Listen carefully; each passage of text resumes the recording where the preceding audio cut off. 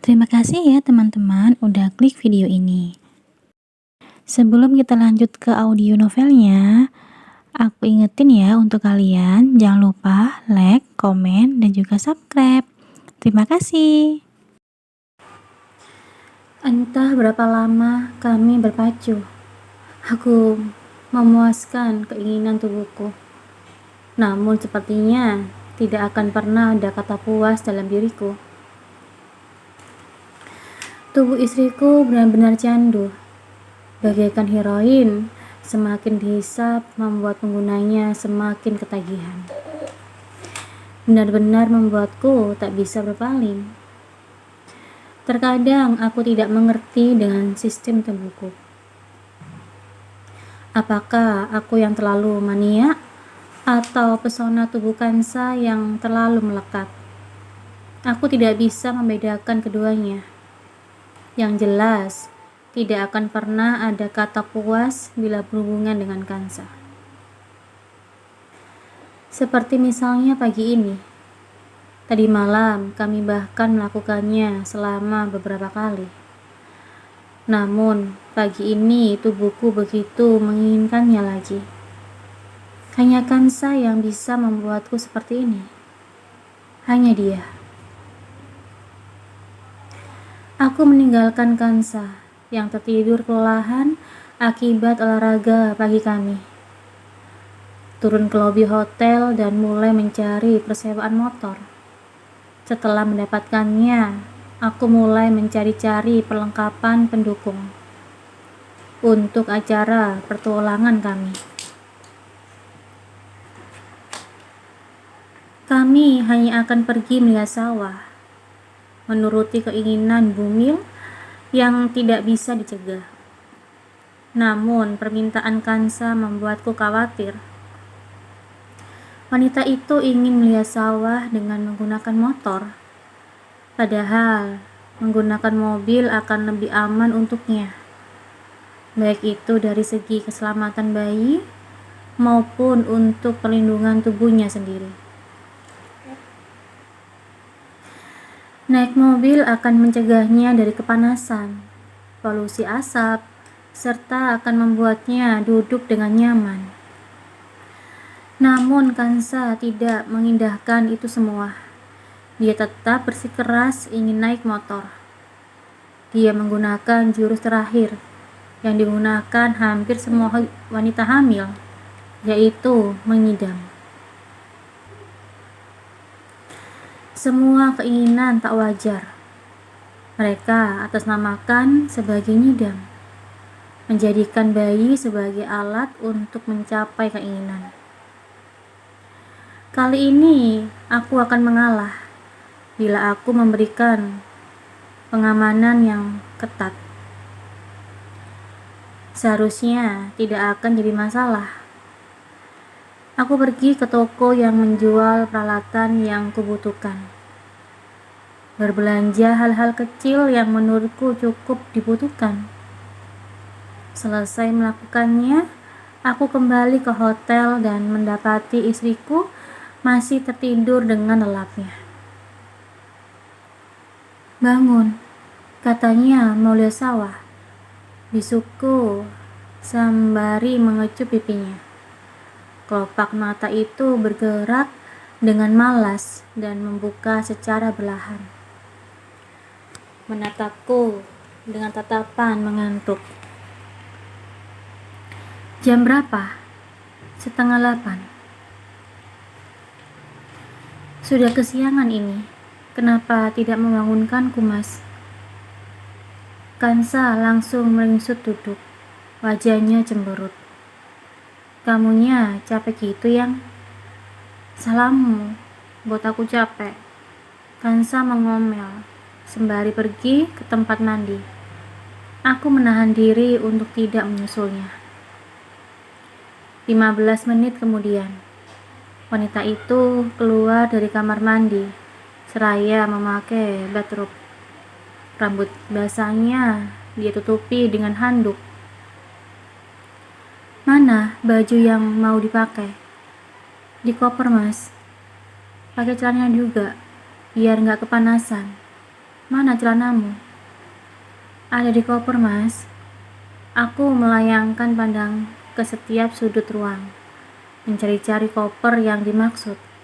Koper itu terletak tak jauh dari tempatku berada. Aku mendekati koper itu dan mulai membukanya.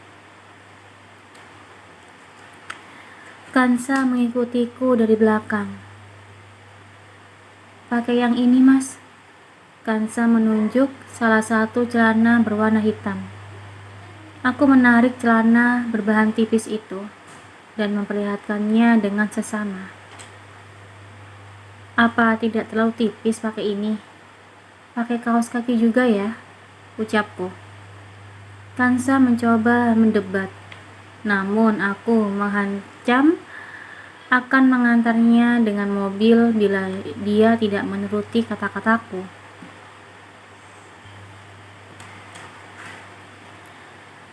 Pada akhirnya wanita itu menyetujui semua persyaratanku, asalkan bisa melihat sawah dengan naik motor. Aku menutupi seluruh tubuh Kansa, baik itu dengan menggunakan kaos kaki, sarung tangan, maupun masker. Tak lupa aku juga menjaketi tubuhnya. Tidak ada bagian dari tubuh Kansa yang bisa terkena sinar matahari. Aku cukup puas melihat hasil kerjaku. Setelah semua persiapan selesai, aku melajukan motor secara perlahan menuju area pematang sawah, tempat tujuan wisata istriku tercinta. Selama beberapa jam kami menatap sawah dengan bosan. Ya, aku sangat bosan. Tapi tidak begitu dengan Kansa. Tampaknya wanita itu sangat menikmatinya.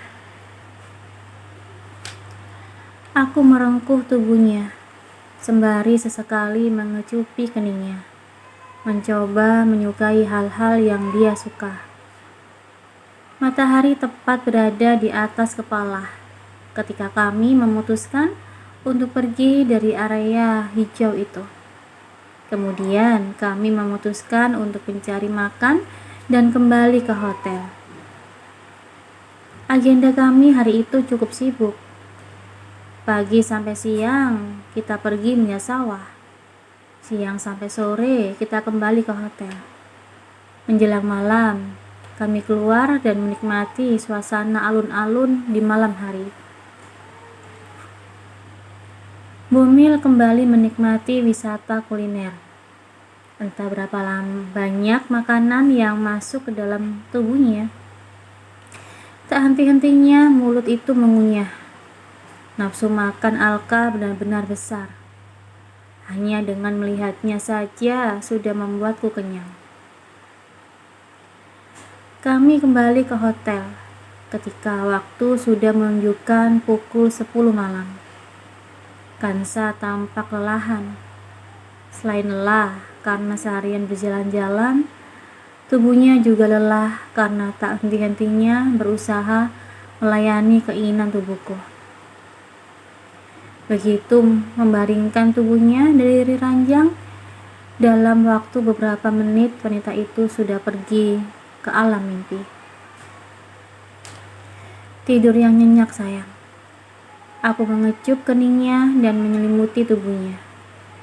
Aku beranjak dari ranjang, bersiap-siap untuk menelepon keluargaku.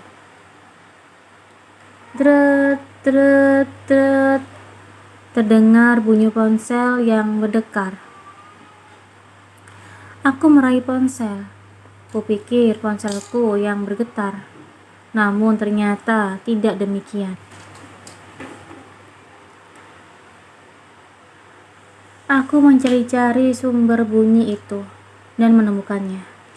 Rupanya bunyi itu bukan berasal dari ponselku, melainkan dari ponsel Kansa yang terletak di samping tempat tidur.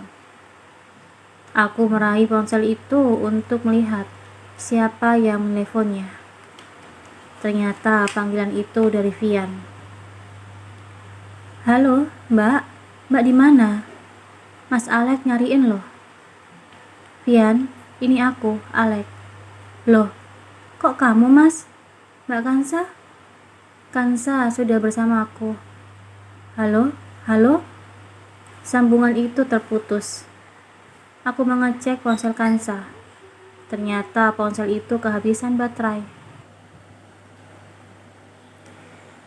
Wanita itu terkadang ceroboh juga, membiarkan ponselnya berkali-kali kehabisan baterai. Tidak pernah belajar dari kesalahan. Untung saja aku mencintainya. Jadi aku akan memaafkan semua kesalahannya.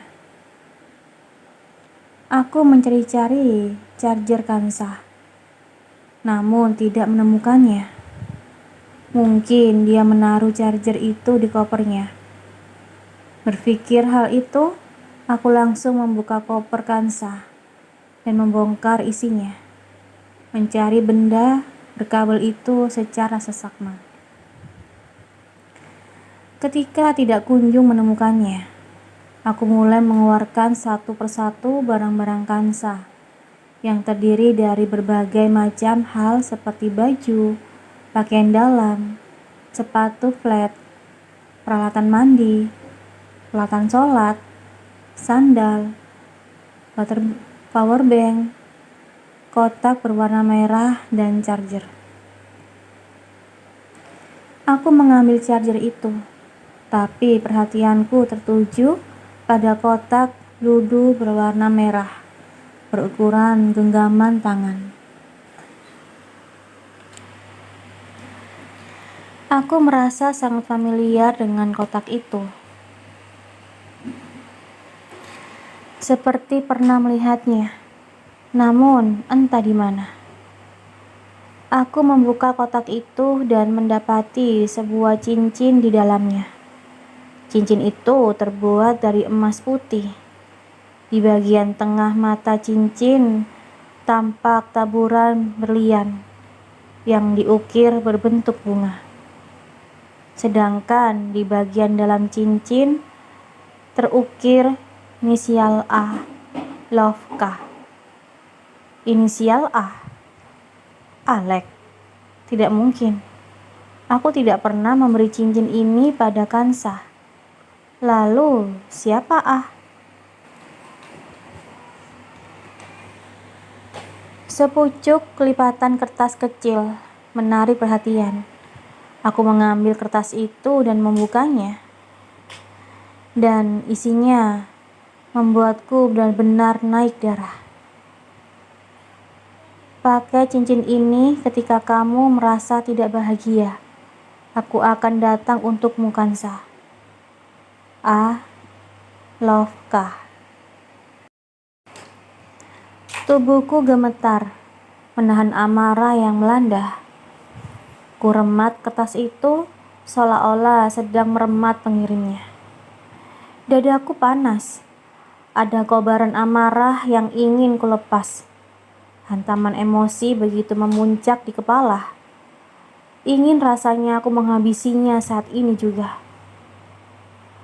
Aku sudah bisa menebak siapa pemberi cincin itu. Dia adalah si bedebah brengsek, mantan Kansa yang tak tahu diri. Perasaan gelap ini melebihi rasa ketika aku melihat Aaron dan Diana bersama. Andaikan bedebah itu berada di hadapanku, mungkin aku tidak akan bisa mengontrol emosi. Aku benar-benar ingin menghajarnya saat ini juga. Berani-beraninya pria itu memberikan saku cincin. Berani-beraninya dia berharap Kansa akan kembali padanya. Berani-beraninya dia akan mengambil Kansa dariku. Kansa tidak akan pernah kemana-mana.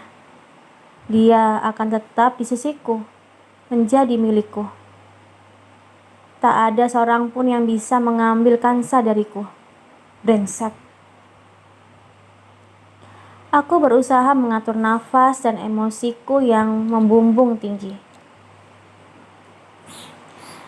Menarik nafas dalam-dalam, mengembuskan secara perlahan. Cara yang diajarkan Diana ketika logika tak lagi kurasa. Kamar ini membuatku pengap. Aku butuh udara segar untuk mendinginkan otakku yang mendidih.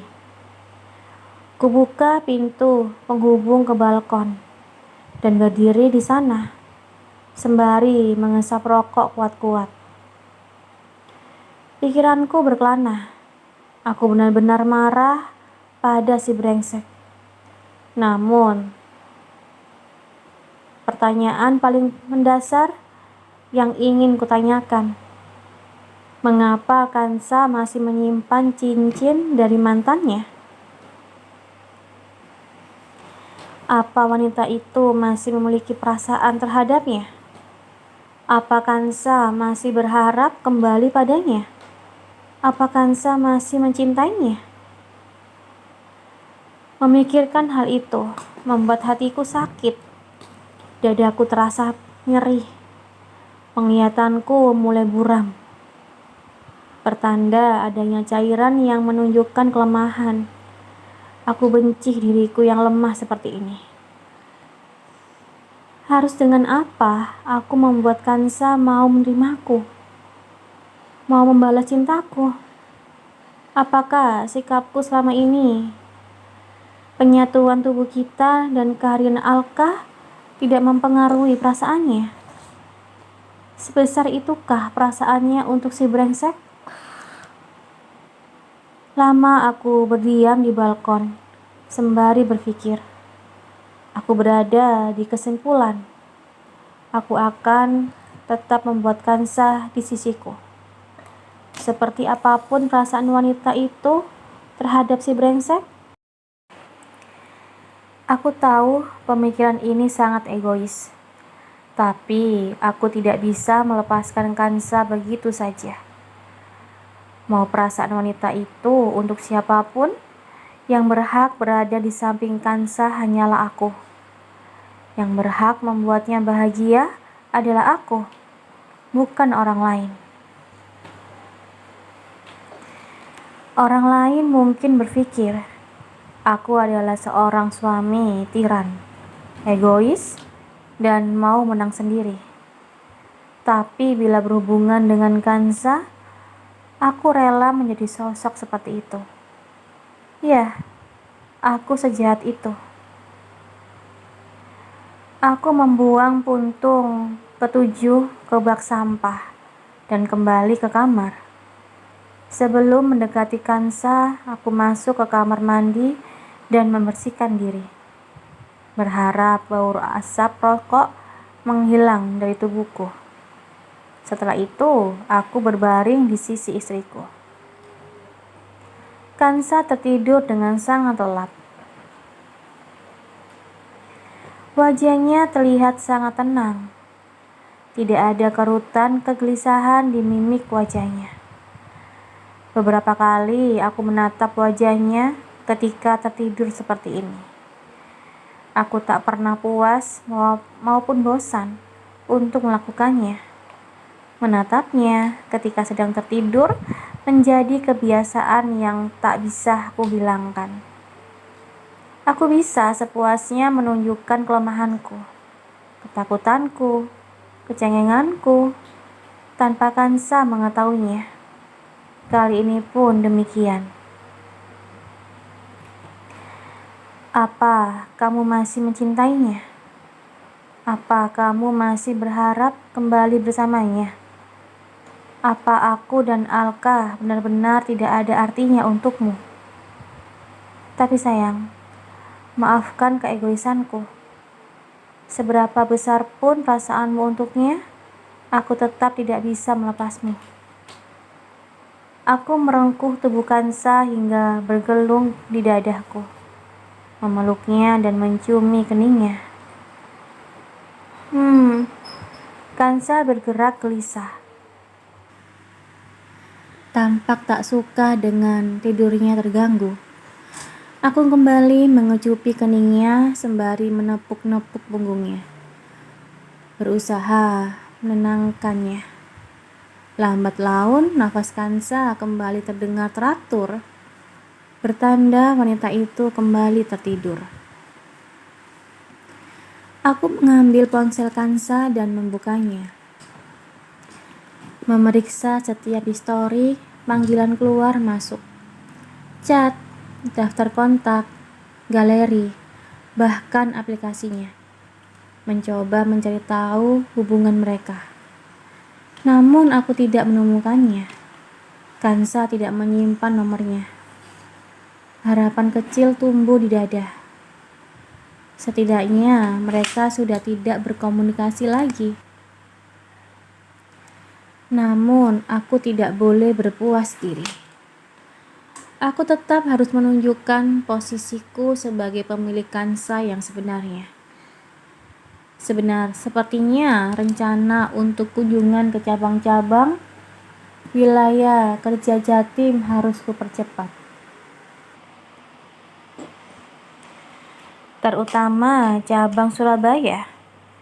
Aku tidak bisa berdiam diri seperti ini. Bila Kansa memutuskan untuk menyimpan cincin itu, maka aku akan mengembalikannya. Aku harus membuat garis yang jelas mengenai posisiku, agar brengsek-brengsek tidak tahu diri itu sadar akan posisinya.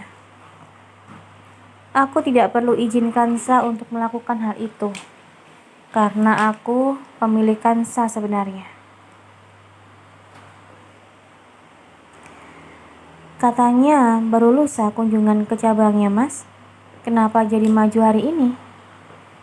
Iya, ada beberapa hal yang harus kuurus. Cepat siap-siap ya. Kansa tampak cemberut. Mungkin dia belum puas berada di kota itu, seperti janjiku sebelumnya. Aku mempacking barangku yang tak seberapa, kemudian membantu Kansa memacking barang-barangnya. Hari masih pagi ketika kami memutuskan untuk check out dari hotel. Aku memanggil supir keluarga dan menyuruhnya untuk mengantar kami ke cabang-cabang di Jatim. Sebenarnya kunjunganku cukup banyak, namun karena insiden cincin, aku memutuskan memangkas beberapa cabang sehingga menyisakan 2 cabang saja yang akan kukunjungi. Di sepanjang perjalanan, aku memangku Kansa sembari menciuminya. Wanita itu kembali tertidur. Melihatnya berada di dekapku seperti ini membuatku semakin yakin bahwa dia adalah milikku. Aku mengeluarkan cincin dari saku celana, menatap kotak ludo berwarna merah. Kemudian aku meraih tangan Kansa dan menyusuri jemarinya. Tangan Kansa tampak polos. Tidak ada perhiasan apapun yang dipakainya. Seharusnya aku menghiasi jemarinya dengan cincin pernikahan. Namun karena pernikahan yang tergesa-gesa, aku tidak memikirkan hal kecil seperti itu. Maaf ya sayang, aku sungguh tidak peka. Sepulangnya dari sini, aku akan mengisi semua jari-jarimu dengan cincin dariku. Terima kasih karena tidak pernah memakai cincin darinya. Aku beranggapan bahwa kamu masih bahagia hidup denganku. Aku harap ke depannya kita bertiga akan lebih bahagia. Aku kembali mengecupi jari-jari itu, berharap Kansa bisa merasakan perasaanku. Kunjungan cabang itu akan menjadi tugas terakhirku sebagai GH. Tapi sepertinya akan ditutup dengan tidak sempurna. Selesai mengunjungi cabang Probolinggo, aku memutuskan langsung ke Surabaya. Semakin mendekati cabang itu, emosi menjadi semakin tidak stabil. Keberadaan cincin di saku celana terasa sangat mengganjal. Tidak ada yang perlu kuinspeksi dari cabang Surabaya. Pertumbuhan cabang itu di sisi bisnis lebih baik dibanding cabang lainnya. Kepergianku kali ini murni hanya untuk menemui si brengsek. Semakin cepat aku mengembalikan cincinnya, akan semakin baik. Sudah sampai, Den. Terima kasih, Pak. Aku menoleh pada Kansa, menepuk lengannya dengan lembut. Ayo masuk, ucapku basa-basi. Enggak, Mas. Aku di sini saja. Syukurlah Kansa tidak ikut. Setidaknya Kansa tidak akan melihat apa yang akan kulakukan nanti. Terima kasih ya udah dengerin audio Eva Family. Dengerin terus ya audio Eva Family di YouTube Eva Family. Sampai jumpa. Bye-bye.